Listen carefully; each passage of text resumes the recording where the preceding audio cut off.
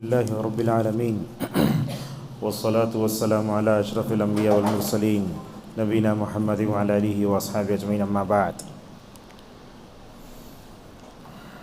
قال النبی صلی اللہ علیہ وسلم من سرہ ان یذهب کثیر من وحر الصدر فلیصم شہر الصبر او یصوم ثلاثة ایام من کل شہر رواہ احمد والطبرانی وصححہ الالبانی وذکرہ فی صحیح الجامع۔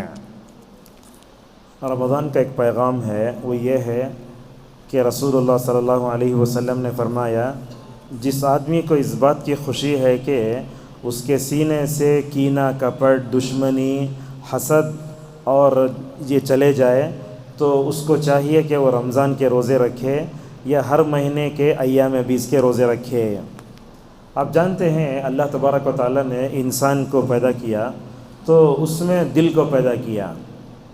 ہمارا یوٹیوب چینل ہے، اس میں ہم طلباء کے لیے ہفتے میں 2 مرتبہ یہ کتاب کا درس دیتے ہیں، فائدے کے لیے بتاتے ہیں، شہرت کے لیے نہیں۔ اس میں ایک کتاب ہے احادیث و اصلاح القلوب، مدینہ کے مشہور عالم دین ہیں، ان کا نام ہے عبدالرزاق البدر۔ انہوں نے ماشاءاللہ 600 صفحے پر ایک کتاب ترتیب دی ہے۔ وہ کتاب کا نام ہے دلوں کی اصلاح سے متعلق احادیث کی تشریح۔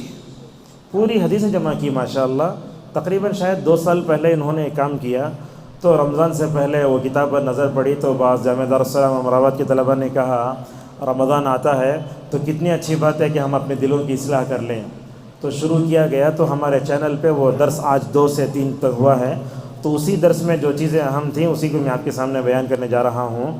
تو یہ دل جو ہوتا ہے بڑا اہم ہے۔ حضرت نعمان ابن بشیر رضی اللہ عنہ کی روایت آتی ہے، رسول اللہ صلی اللہ علیہ وسلم نے فرمایا، جسم میں ایک ٹکڑا ہے گوشت کا، اگر وہ صحیح ہو تو سارا جسم صحیح، اگر وہ غلط ہو جائے تو سارا جسم کیا ہوتا ہے؟ غلط ہو جائے۔ آپ دیکھیں گے یہ دلوں کی دنیا ایسی ہے، اگر آپ جسمانی طور پر بھی زندہ ہونا ہو تو دل کی بڑی حفاظت کرتے، ڈاکٹر کے پاس جاتے، کارڈیالوجی جو ہوتا ہے نا، انہیں کیا بولتے وہ سنتے، یہ کھانا، چربی کی چیزیں نہیں کھانا، برابر کھاتے، مگر اللہ جو بولتا ہم وہ نہیں سنتے، ڈاکٹر کی بات کی ہمارے پاس اہمیت ہے۔ اور یہ روحانی اعتبار سے بھی دل کی بڑی اہمیت ہے۔ اللہ کی نبی صلی اللہ علیہ وسلم نے کہا، ان اللہ لا ينظر الى صورکم ولا الى اجسادکم بل ينظر الى قلوبکم واعمالکم۔ اللہ تعالیٰ تمہارے چہرے کی طرف نہیں دیکھتا، تمہارے جسم کی طرف نہیں دیکھتا، بلکہ وہ تمہارے دل اور تمہارے کیا کرتا ہے؟ اعمال کی طرف دیکھتا ہے۔ اس حدیث کی تشریح میں اہل علم نے لکھا، صالح حسینی حفظہ اللہ کہتے ہیں، فَمَحَلُّ نَظْرِ الرَّبِّ عَزَّ وَجَلَّ إِلَىٰ قَلْبِ الْعَبْدِ، بندے کے اللہ تعالیٰ کے دیکھنے کی جو جگہ ہے وہ دل ہے۔ آج ہم دیکھتے ہیں جسمانی طور پر میں بھی اچھا ہوں، آپ بھی اچھے ہیں، مگر دلوں کے اعتبار سے ہمارا حال اچھا نہیں ہے۔ اور آپ جانتے ہیں ہم سلفی دعوت سے تعلق رکھنے والے اپنے آپ کو اہل الحدیث اور فرقہ ناجیہ پتہ نہیں کیا کیا القاب دیتے ہیں، اس جماعت کی بھی خوبی ہونا چاہیے کہ ہمارے دل پاک رہیں۔ مجھے اس وقت وہ قول یاد آتا ہے، کس کا ہے وہ؟ ایاس ابن معاویہ رحمہ اللہ کہتے ہیں، صحابہ کرام کی میں نے 2 خوبیاں دیکھیں، یہ خوبی یہ ہے کہ وہ دلوں کے پاک تھے، اور اس کے بعد ان کے اندر غیبت بھی کم تھی، اور دلوں کا یہ پاک ہونا جنتیوں کی علامت ہے۔ جیسا کہ کہا سورہ حجر میں، وَنَزَعْنَا مَا فِي صُدُورِهِم مِّن غِلٍّ إِخْوَانًا عَلَىٰ سُرُرٍ مُتَقَابِلِينَ۔ ہم کیا کریں گے؟ جنت میں جانے سے پہلے کینہ، کپٹ، حسد، دلوں کی بیماریوں سے دلوں کو پاک کر کے ہی جنت میں بھیجیں گے۔ اور ایک حدیث میں آپ صلی اللہ علیہ وسلم نے فرمایا، جنت میں سب سے پہلے جانے والے وہ لوگ ہوں گے جن کے دل پرندوں کی طرح پاک ہوں گے۔ ایک مثال میں آپ دیکھتا ہوں، دیکھو ان جانوروں میں بھی پرندوں میں اللہ نے ہمارے لیے عبرت رکھی ہے۔ کوئل یا مینا کے بارے میں آتا ہے، وہ کوے کے گھونسلے میں جا کے انڈا دیتا۔ کوا مینا جو ہوتا ہے نا، کوئل مینا، وہ اپنے کوے کے بارے میں کیا نہیں رکھتا، دل میں کینہ نہیں رکھتا۔ ان اڑتے ہوئے پرندوں کو دیکھو، کوئی بھی پرندہ اپنے پرندے کے لیے کینہ کپٹ نہیں رکھتا۔ یہ کینہ کپٹ ہمارے اندر ہے ہی ہے۔ لہٰذا اگر ہم سلفی دعوت سے تعلق رکھتے ہیں، صحابہ کے منہج پر چلنے والے کا دعویٰ کرتے ہیں، تو ہمارے لیے ضروری ہے کہ ہمارے دلوں کو پاک ہونا چاہیے۔ یہ رمضان اچھا مہینہ ہے کہ ہم اپنے دلوں کو مکمل پاک کریں۔ جیسا کہ مسند احمد کی ایک حدیث آئی، رسول اللہ صلی اللہ علیہ وسلم نے فرمایا، جو آدمی اپنے سینے میں پائے جانے والے دل کے کینہ و کپٹ کو، اس میں جو دشمنیاں ہوتی ہیں، بغض و عداوت، کراہت ہوتی ہے، اگر اس کو دور کرنا چاہتا ہے تو آپ نے 2 نسخے بتائے۔ ایک نسخہ آپ نے ابھی یہ بتایا کہ ماہ رمضان کا مہینہ دلوں کو پاک کرنے کے لیے آتا ہے۔ دوسرا یہ ہے ایام 20 کے روزے رکھنا۔ مدینہ کے مشہور عالم دین ہیں دکتور حسن بخاری حفظہ اللہ، یہاں آنے سے پہلے میں ویڈیو سنی، انہوں نے بتایا لوگ ظاہر اور باطن کے اعتبار سے لوگوں کی 3 قسمیں ہیں۔ اس میں ہم کہاں ہیں ذرا تلاش کر لیجئے درس ہونے کے بعد۔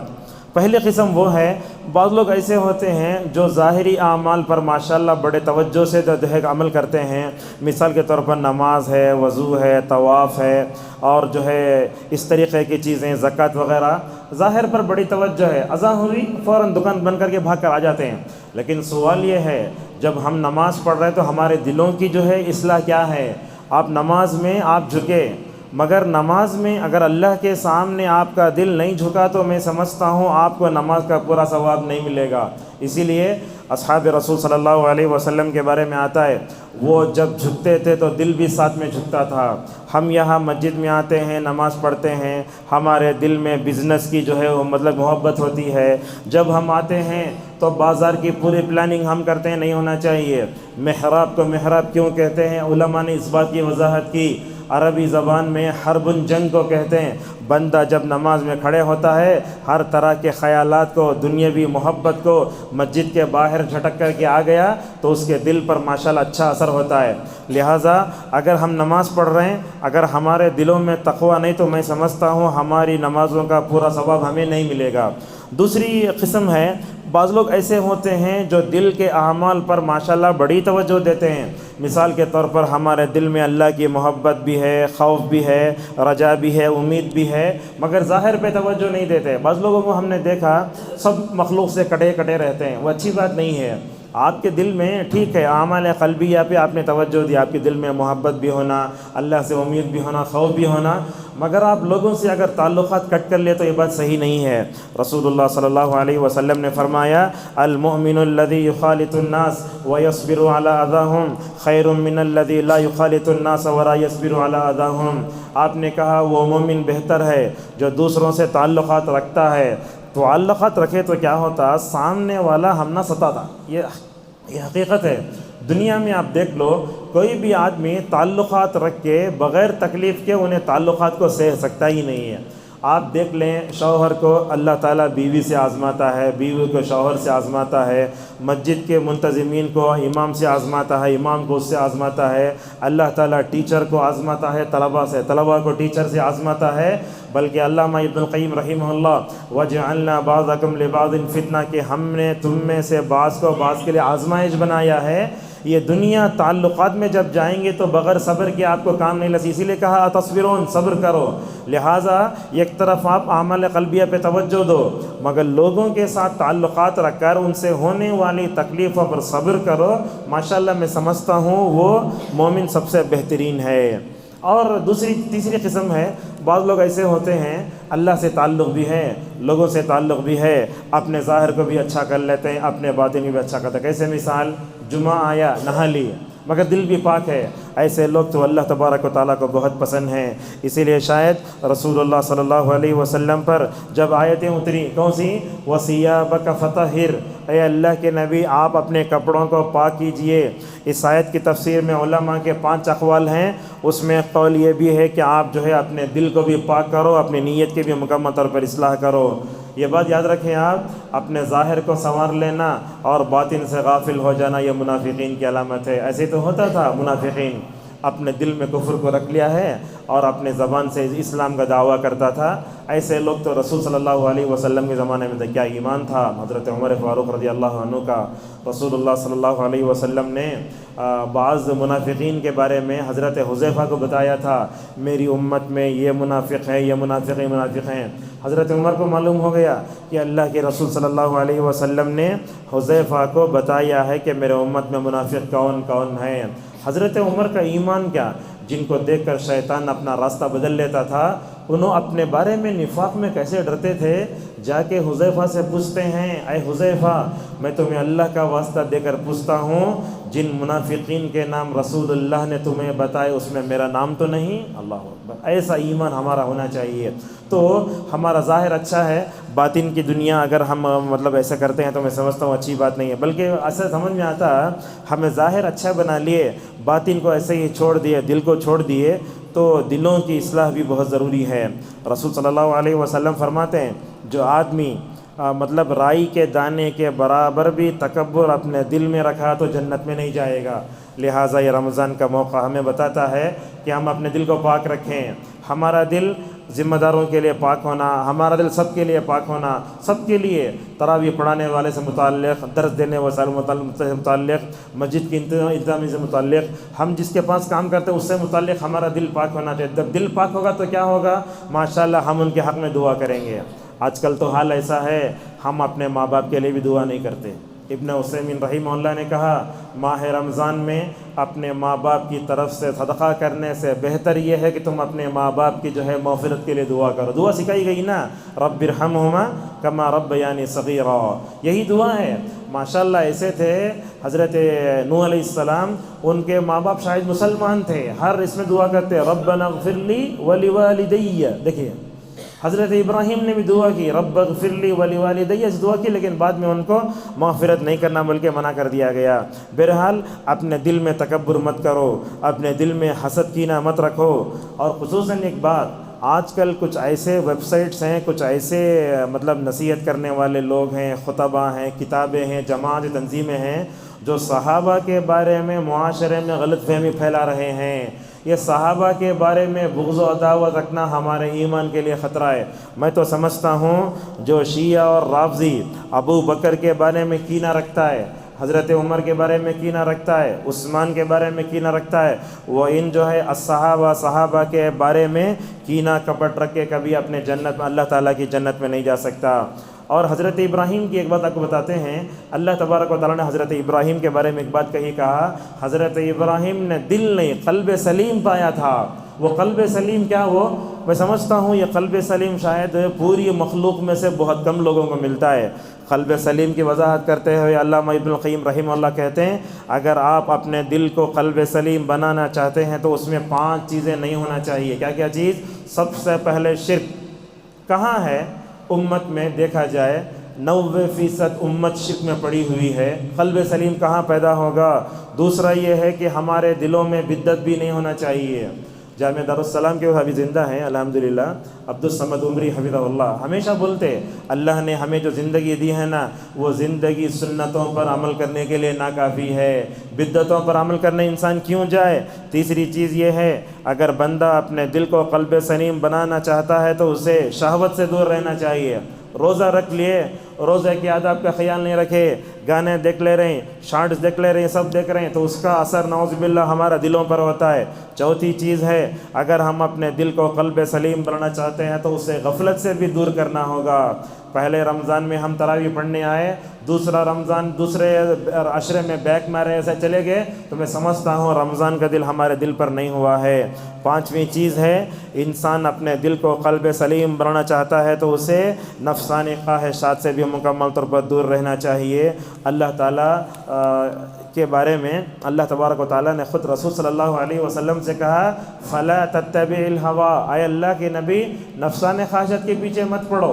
حالانکہ رسول صلی اللہ علیہ وسلم نفسانی خواہش کے پیچھے نہیں پڑتے، اللہ تعالیٰ امت کو بتانا چاہتا ہے کہ اے اللہ کے نبی آپ اپنی امت کو بتاؤ نفسانی خواہشات بڑے خطرناک ہوتے ہیں۔ ایک مثال دیتے ہیں، دلوں کا آج کیا اثر ہے، دیکھو دلوں کا کیا حال ہے۔ بعض نوجوانوں کو ہم نے دیکھا وہ کسی لڑکی سے بات کرتے آ رہا تھا راستے میں، جیسے ہی مسجد آئی فون رکھ دیا، میں نماز پڑھ لے کر تمہارے پاس بعد میں بات کرتا ہوں میں۔ اب بتائیے اللہ نے کہا کہ نماز انسان کو بے حیائی برائی سے روکتی ہے، تمہیں فون کاٹ ڈل کے اندر آ کے نماز پڑھے، اللہ کی پاکیزہ محمد ملی نہیں؟ آپ کے دل پر کیا اثر ہوا نماز کا؟ آپ پھر باہر گئے پھر وہی غلاظت میں پڑ رہے ہیں. لہٰذا دلوں کو پاک کرو. دل کس لیے پیدا کیا گیا؟ ابن تیمیہ رحمہ اللہ نے کہا اللہ نے دل کو پیدا کیا ہے تاکہ اس میں اللہ کی محبت کو ڈالا جائے، رسول اللہ کی محبت کو ڈالا جائے، صحابت کی محبت کو ڈالا جائے، خیر اور نیکی کی محبت کو ڈالا جائے. جب دل کو آپ اللہ کی پاکیزہ محبت سے، رسول اللہ کی، صحابہ کی، خیر و بھلائی کی پاکیزہ محبت سے خالی رکھیں گے، غلط محبتیں وہاں جمع ہوتی ہیں. آج نوجوانوں کو بھی دیکھتے ہیں، ایسے کتنے نوجوان ہیں کار میں بیٹھے قرآن ڈالے، نوجوان بولتا ہے آف کرو سننے نہیں ہو رہا. اللہ اکبر. یہ کیفیت کیوں آئی؟ یہ کیفیت آنے کی وجہ ابن القیم رحمہ اللہ نے ایک شعر میں بیان کی، کہا وہ کیا ہے، کہا حب القرآن و حب الحان الغنا فی قلب عبد لیس یجتمعان. کہتے ہیں قرآن کی محبت اور میوزک کی محبت ایک مومن کے دل میں جمع نہیں ہو سکتی. اگر آپ قرآن سے محبت کر رہے ہیں تو آپ کے دل میں، ہمارے دل میں کیا ہونا، وہ موسیقی کی، گانے کی، گانوں والوں کی غلیظ محبت نہیں ہونا. اگر ہمارے دل میں موسیقی کی، گانے کی محبت آ گئی تو ہوگا کیا، وہ گندی محبت آ گئی تو اس دل میں قرآن کی پاکیزہ محبت جمع نہیں ہوتے. بہرحال اپنے ظاہر سے بڑھ کر اپنے باطن پر توجہ دیجیے، اپنے دلوں کو پاک کیجیے. اللہ تعالیٰ نے اچھا موقع دیا ہے. اللہ تبارک تعالیٰ سے ہماری دعا ہے اللہ تعالیٰ ہم سب کو اپنے ظاہر سے بڑھ کر اپنے دلوں کی، اپنے باطن کی اصلاح کرنے کی ہم سب کو توفیق عطا فرمائے. اور ہمیشہ دعا پڑھتے رہیں اللہم طہر قلبی من النفاق، یا اے اللہ میرے دل کو جو ہے نفاق سے پاک کر دے. اور ہمیشہ دعا پڑھتے نا اللہم یا مقلب القلوب ثبت قلبی علی دینک و یا مصرف القلوب صرف قلبی علی طاعتک. یہ دعا اللہ کی نبی زیادہ پڑھے تو حضرت ام سلمہ نے کہا یا رسول اللہ آپ یہ دعا کیوں پڑھتے ہیں بار بار، اے اللہ میرے دلوں کو پھیر دے، اے اللہ میرے دلوں کو ثابت قدم رکھ. تو اللہ کی نبی نے فرمایا اصل میں بات یہ ہے کہ انسان کے، آدم کے بیٹوں کا دل اللہ کے 2 انگلیوں کے درمیان میں ہے، جیسے چاہتا ہے وہ پھیرتا ہے. تو صحابہ کے دل تو ماشاءاللہ بڑے اچھے تھے. اس دنیا میں سب سے پاکیزہ دل رسول اللہ کا تھا. اس کے بعد کس کا تھا؟ صحابہ کرام، جیسے ابن مسعود رضی اللہ عنہ کہتے ہیں تو صحابہ نے کہا یا رسول اللہ ہم آپ پر ایمان لائے، آپ کی شریعت پر ایمان لائے، آپ کے اتارے ہوئے قرآن پر ایمان لائے. دیکھو جملہ، آپ کو کیا ہمارے دلوں کے بگڑ جانے کا اندیشہ ہے کیا؟ آپ نے کہا ہاں. تو یہ کون ہیں؟ وہ صحابہ ہیں. آج سے 1400 سال پہلے جو صحابہ تھے، آپ نے ان صحابہ کے دلوں کے بدل جانے کا جو ہے کیا اندیشہ کیا. 1400 سال بعد اگر ہم پیدا ہوئے تو ہمارے دلوں کو بھی مکمل طور ٹٹولنا چاہیے. اللہ کے نبی صلی اللہ علیہ وسلم کی تدفین ہوئی. حضرت انس رضی اللہ عنہ آئے. حضرت فاطمہ نے پوچھا یا انس کیف طابت انفسکم ان تحسوا التراب علی وجه رسول اللہ صلی اللہ علیہ وسلم. فاطمہ کو اللہ کے نبی کے انتقال کا بڑا غم ہوا. روایتوں میں آتا ہے فاطمہ تو غم کے مارے 6 مہینے بعد انتقال ہی کر گئی. تو اللہ کے نبی صلی اللہ علیہ وسلم کی تدفین ہو گئی. انس آئے تو حضرت فاطمہ نے پوچھا اے انس تمہیں کیسے دل ہوا کہ رسول اللہ کے چہرے انور پر مٹی ڈالو؟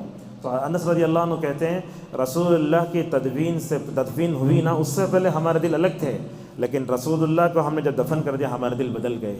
تو بہرحال دلوں کے بدلنے میں دیر نہیں لگتی. آپ نے حدیث میں کہا یہ کھلی جگہ ہے، وہاں ایک پر ہے، ہوا آ رہی، وہ ہوا پر کو کیسے اڑاتی؟ کبھی ادھر لے جاتی، کبھی ادھر لے جاتی، کبھی اوپر سے نہیں جاتی. دلوں کے بدلنے کے دیر نہیں لگتی. لہٰذا ہمیں اپنے ظاہر سے بڑھ کے دلوں کی اصلاح کرنا چاہیے. اللہ تعالی ہم سب کو اپنے دلوں کی اصلاح کی توفیق عطا فرمائے. دلوں کی اصلاح سے متعلق قرآنی آیات جو احادیث ہیں ان کا بارہ مطالعہ کیجیے. وآخر دعوانا الحمد للہ رب العالمین.